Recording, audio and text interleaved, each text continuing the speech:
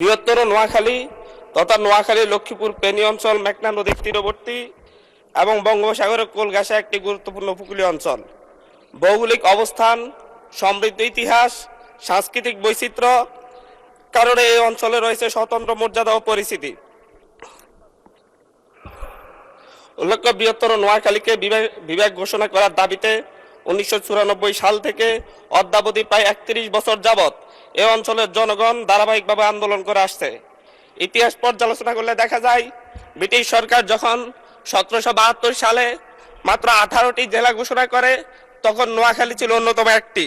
এবং ব্রিটিশ শাসনামলে ঐতিহাসিক বাস্তবতা এবং আঞ্চলিক গুরুত্বপূর্ণতার কারণে এই অঞ্চলে একটি বড় বিমান ঘাঁটিও নির্মাণ করা হয়েছিল।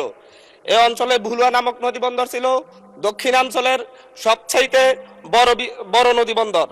কিন্তু বর্তমানে এই অঞ্চলের জনগণ সবসময় দেশের গুরুত্বপূর্ণ আন্দোলন সংগ্রামে অগ্রণী ভূমিকা পালন করে।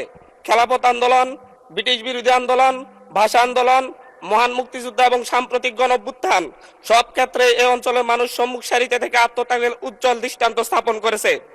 দুঃখজনক হলেও সত্য, রাজনৈতিক নানা কারণে দীর্ঘদিন ধরে এই অঞ্চলটি উন্নয়ন ও প্রশাসনিক দিক থেকে বঞ্চিত হয়ে আসছে। ফলে এখানকার জনগণ বৈষম্যের শিকার। অথচ এই অঞ্চলে বীরশ্রেষ্ঠ রুহুল আমিন, ভাষা শহীদ সালাম, শহীদ সার্জেন্ট জহুরুল হক, প্রখ্যাত চলচ্চিত্রকার নির্মাতা শহীদ জহির রায়হান, বিশিষ্ট বুদ্ধিজীবী শহীদ মুনীর চৌধুরী এবং সাবেক 3 বারের প্রধানমন্ত্রী আপসীন নেত্রী বেগম খালেদা জিয়ার মতো কৃতি সন্তানের জন্ম দিয়েছে এই অঞ্চলটি। এমত অবস্থায় বৃহত্তর নোয়াখালী সামগ্রিক উন্নয়ন এবং